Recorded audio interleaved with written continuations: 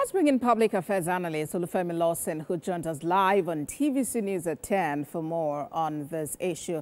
Mr. Lawson, what's your take about this United States bill seeking to designate Nigeria as a country of particular concern over alleged persecution of Christians in the country?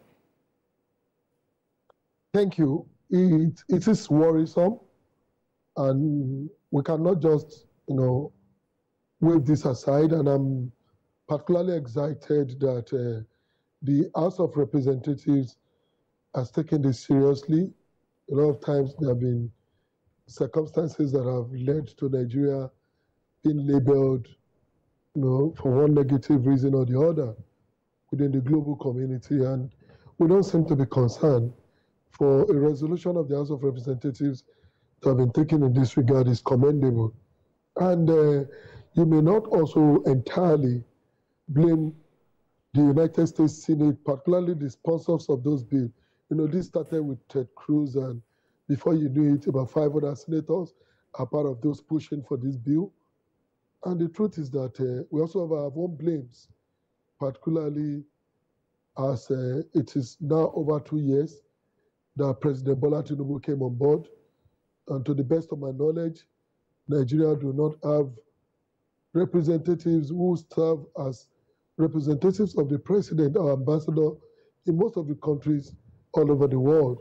And when there's a break, there's a gap in the diplomatic relationship between Nigeria and any other country, when there's a gap in diplomatic communication, there's every tendency for countries to just sit back, look within their lens and assume and come to conclusions about what is happening in your country. Mr. Lawson, but as a Nigerian who live in Nigeria, I want to say that it is not totally correct.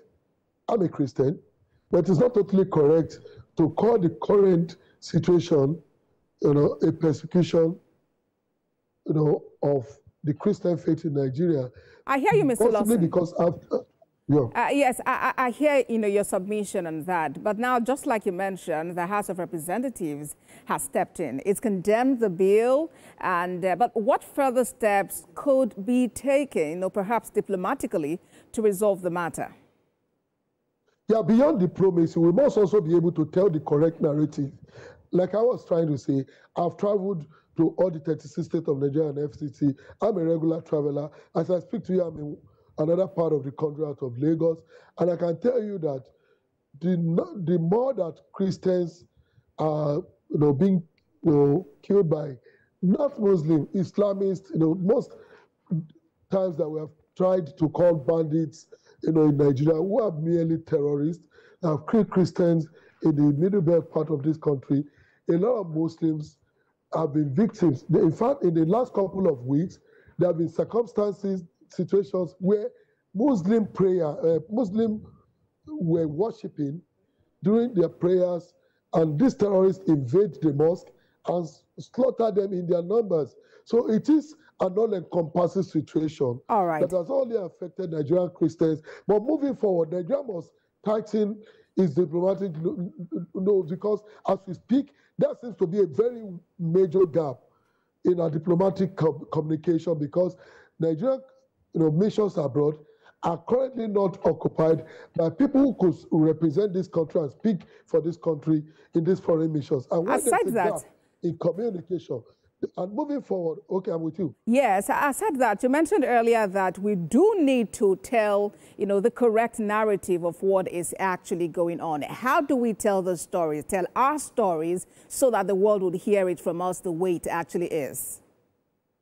One of the most important steps we must take as a country is to approach this issue with a sense of sincerity. I have seen people, including government, describe these criminal elements as bandits, cattle rustlers, and all sort of, flimsy, nomenclatures. We must classify these people as terrorists, just like Boko Haram, because what we have on our hands now are not merely attacks by Boko Haram, but by criminal elements operating within the northeast, now north central, approaching even the southern part of the country, who are daily, killing our people, Muslims and Christians inclusive. So Nigeria must, as a nation, classify these criminals as terrorists and stop calling them bandits. And it will tell the external world that we are serious about tackling this issue of insurgency and terrorism. We must stop, trying to make it look like a minor criminal activity. And moving forward, we must be decisive. And I want to use this opportunity with a sense of sincerity to commend the current National Security Advisor, because a lot of steps have been taken to nip in the bud some of these criminal elements. And we've seen results about some breakthrough that have been made by the intelligence committee in nabbing these criminal elements. But we must be sincere as a nation. All right, we do need to go now. We do need to go now. Olufemi Lawson is public affairs analyst. Thank you for your time on TVC News at 10. Thank you for having me.